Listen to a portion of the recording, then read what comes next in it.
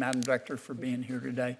We have a federal correctional facility in Louisiana at Oakdale, Louisiana, that you're probably familiar with.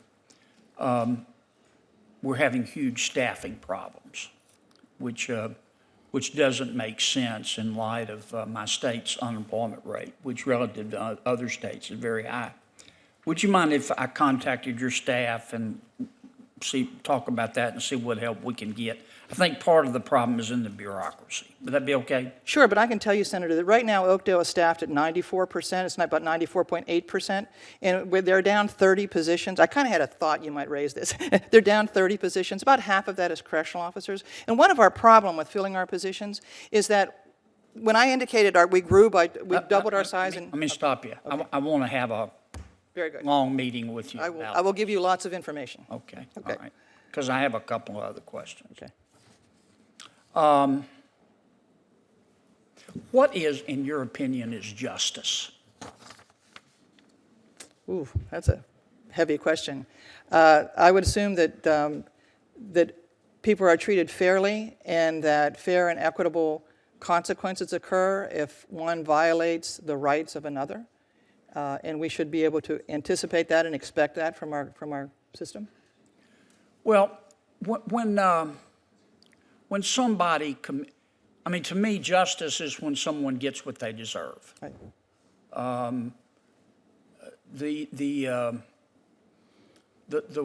The Uyghurs in China deserve religious liberty, and I think it's unjust not to give it to them.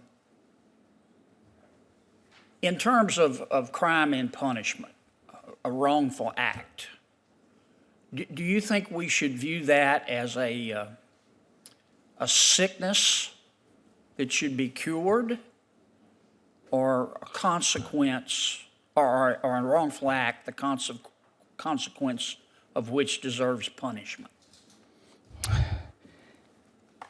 I think the latter is very true. Unfortunately, in some situations, the former statement, like in terms of pedophiles and sex offenders, and some of those whose behavior has been deemed by the Psychiatric Association to be at the root of that as a psychiatric or mental health issue, then it needs to be looked at as both.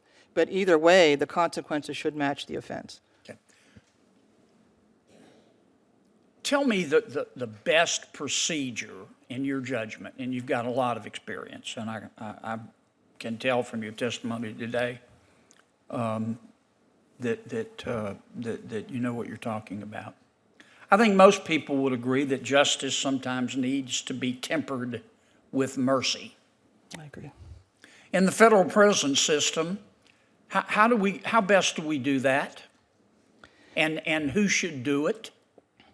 Senator, as I mentioned earlier, we have no control over who comes into our institutions or when they get out. So in terms of, I'm simply saying, so the coming in and going out. You're queen for a day. Forget about the current law. But within our institution, we all have the responsibility to treat our inmates with mercy and compassion. Because, as I said earlier, we believe that an inmate's reentry journey begins the day they join us. Madam Director, but our time's so limited. I'm talking in terms of determining when somebody should get out early. That's right. We don't have control over when somebody gets out. I'm asking you who should, based on your considerable experience. I think the individuals that have been elected or appointed to the top ranks of our whole criminal justice and our law system of law in this country have the responsibility to make those kinds of decisions. Well, but we don't. Congress didn't. Congress didn't in the First Step Act. We turned it over to you folks. No. And we turned it over to the Justice Department. You gave us authorities, you gave us abilities. Sure. To kind of like to... Yeah, but you exercise the judgment.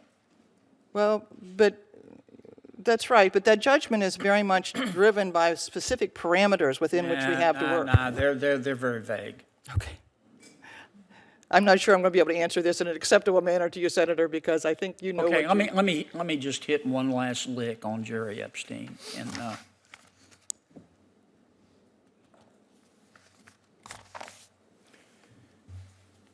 can I put this? Christmas ornaments, drywall, and Jerry Epstein. Name 3 things that don't hang themselves.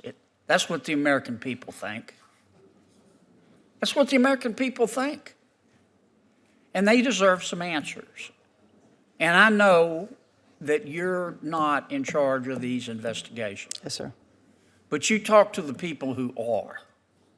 And I need you to take a very respectful message today. Tell the American people what happened. And don't rush it so that they don't do a thorough investigation.